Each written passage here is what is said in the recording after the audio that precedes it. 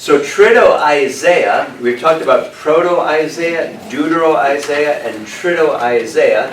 Who are these people? They're all the book of Isaiah, but we divide the book of Isaiah into three different people. One person who lived before the exile, another lived during the exile, and one who lived after the exile. We talked about Proto-Isaiah before the exile, Deutero-Isaiah during the exile. When did Trito-Isaiah live? After the exile. So with Trito-Isaiah, remember that Trito-Isaiah then is Isaiah chapters 56 to 66. Wouldn't it be nice if we actually divided the book of Isaiah into three different books so that we'd understand that there were three different people who wrote that? So Isaiah 56 to 66 then is Trito-Isaiah, this person who wrote after the exile.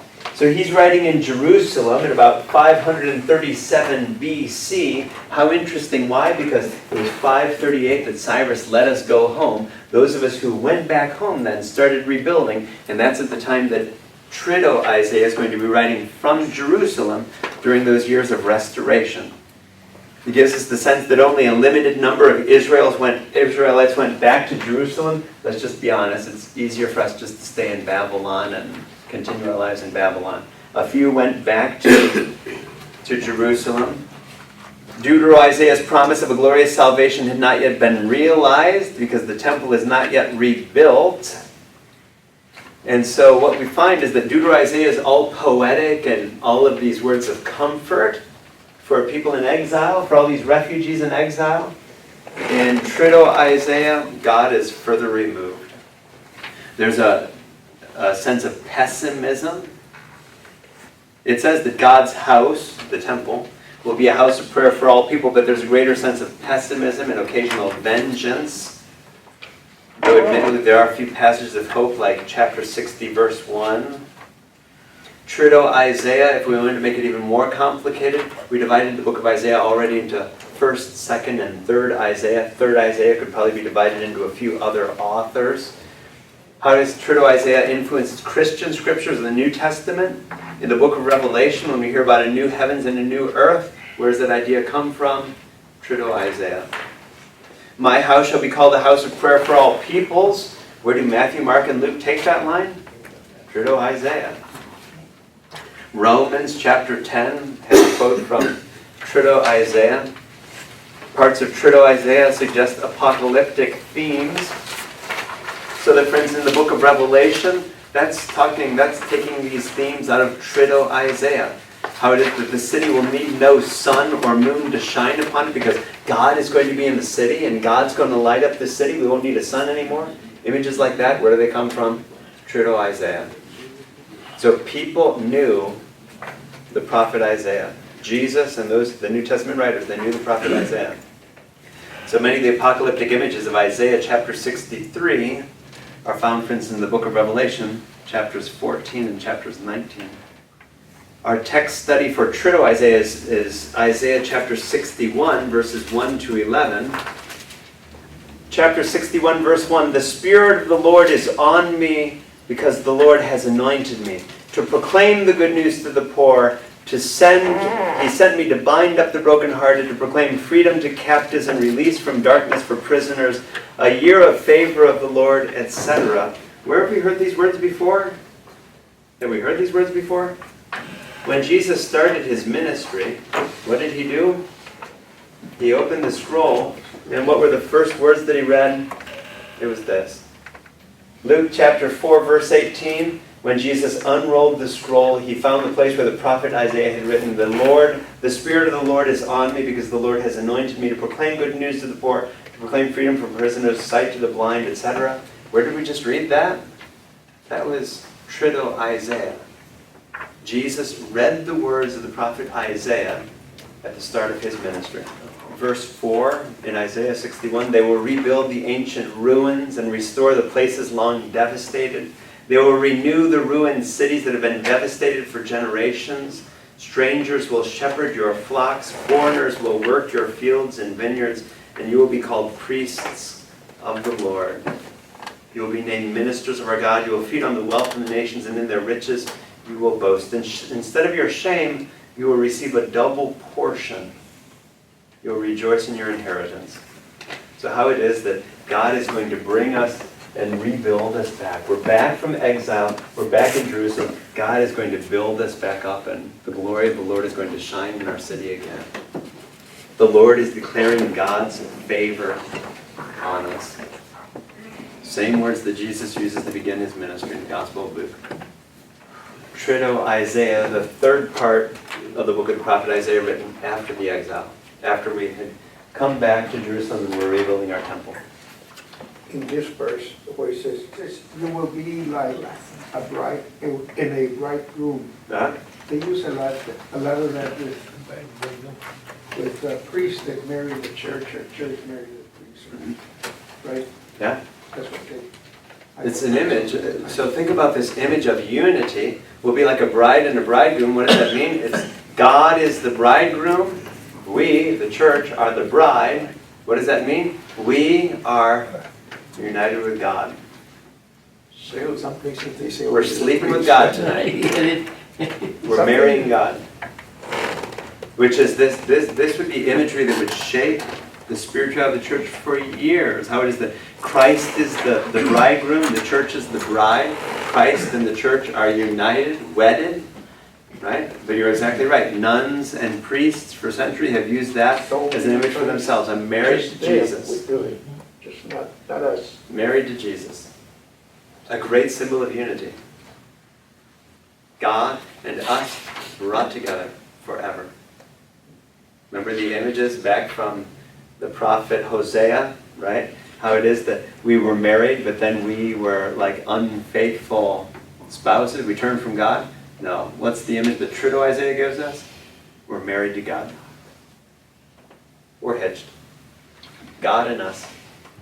So the time frame at this Trito-Isaiah? Trito-Isaiah, So we date Trito-Isaiah to roughly 537 to 516 BC, simply meaning now that Cyrus has let us return to our land, we're back in our hometown. So between 537 and 516, those are the years of rebuilding. so now we're Jewish enough. Say more. Well, I mean, we came back from Babylonia, and the people that stayed there, and the priests in charge would say, well, you've been out there and you're no longer pure. You're polycotton. But now everything seems to be good. There's a hope. Everything is wonderful. We're working towards unity, We're rebuilding. and we're now cotton. Well, we're not. Not yet. No, only because Sheshbazzar, love that name, but it's a Babylonian name. You follow me? He's a bastard. Pardon me, but he's Cotton Poly. Right. Follow me? Yeah. There's a problem with that. Sheshbazzar now is leading us back to Jerusalem. But we have Cyrus's blessing, so we are saying that we are the true Israel. But there are people who have various problems with the things that we're doing. Things like our having married women of other cultures. That's a problem. Things of our having mixed with other religions. That's a problem. Things of us bringing back the stories of other religions. Stories of floods and monsters and whatever else. That's a problem. We're mixing our religion with others. Syncretism, we call it. That's a problem. We're no longer cotton. So I guess my question is, when are we going to be Cotton again? cotton? Because it seems to Can me... you ever be cotton again? Right, that's the question, because, I mean, even to the Or else we'll present, live, probably not. even at this present So time, new we're not- race, yeah. are we Yeah, still we gotta battling? have hope, I think. Maybe 30 years from now. 40 But years. the analogy that we might use in the Gotta New have- World, we had the Spanish come from Europe into what they called the New World, into the land of our ancestors. When you have the Spanish, Europeans, mixing with our indigenous ancestors, what's going to happen is going to result in a new race. What do we call ourselves? Mestizos, which means what? We're cotton poly. Mestizo is cotton poly. Is there a way to ever separate out the Spanish and the indigenous again once you're mestizo? It's mixed. And then we marry others. So I guess what I'm trying to understand is, why is it that even today, the Jewish religion and the purity and the holy aspect of it is so, I mean, it's still highly regarded. And yet, Even Catholics, I understand that there are Catholics who try to be holy. What does it mean to try to be holy? There are Catholics who still abstain from meat on Fridays of Lent. How crazy is that? Why would Catholics do that? They're trying to be holy. What? They're trying to be somehow set apart from other people. There's still Catholics who go to Mass on Ash Wednesday and get that dirt on their forehead. Why do they do that? They're trying to set themselves apart. Interesting. There are some Catholics who still go to church on Sundays. Instead of sleeping in like the rest of us, they go to church on Sundays. Why do they do that? They're trying to be holy or set apart.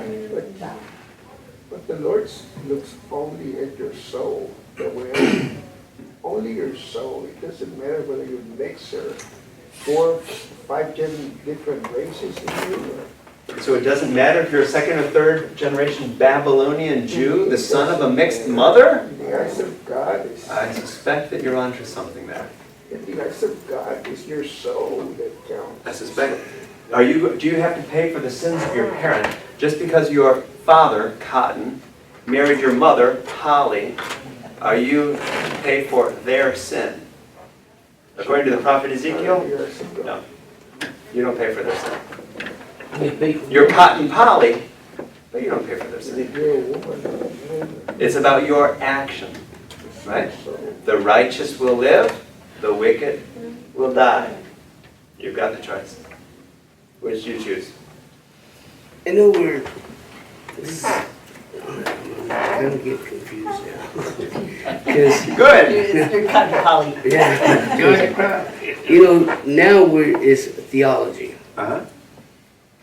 Back then, we look at this Bible as just theology. Back then, maybe they should have looked at it as history and known not to do these things that they're doing because it ends up in death with what has happened to others. But then we're still looking at it as theology because the Bible is not history, but back then they should have probably looked at it as history instead of theology. And they probably did more so today. That is that when Deacon John sat around the fire at night and started telling us stories of what happened back in the old days, he was talking about how God split the sea in two, and how it was that then the soldiers marched in on their chariots and God brought the waters back in on them. I mean, when we were hearing it, it was theology, yes, it was a story about God, but we were hearing it like it really happened like that. Deacon John is such a good storyteller that when he starts telling stories of the Exodus story, and of us passing through the sea and the Egyptians coming in behind us, he makes it sound real. Because I can see now why they don't want to mix, because in Babylon they were worshiping other That's gods. the challenge. And when they were coming back to Jerusalem, to Israel, they were like, oh, wait a minute. It's happened in the past that you guys coming back here, so we're going to end up in death again because of what we were talking about earlier, social. It's a big challenge. When we're often in exile in Babylon, how do we remain holy or set apart? We were doing so well as a community until Angelita Cotton married Larry Polly. You follow me? Yes. That led to some questions for us. Do we excommunicate Deacon Angelita? We were doing so well. We were doing so well until she intermarried. Throw in danger. So historically, well, not historically, yeah, historically. Does that mean that, I know that within the Jewish religion, they have some sects that are much more conservative than others? That's right. Does this trace back to this issue? Traces back to us to remain holy, even today. So some of us know a few Jews. I'm thinking of a Jewish friend who, he married a Catholic woman. And in order for him to marry the Catholic woman, what did she have to do? She had to convert to Judaism. Why? Because you cannot marry a Catholic. You can only marry a Jew. So what did that mean for her?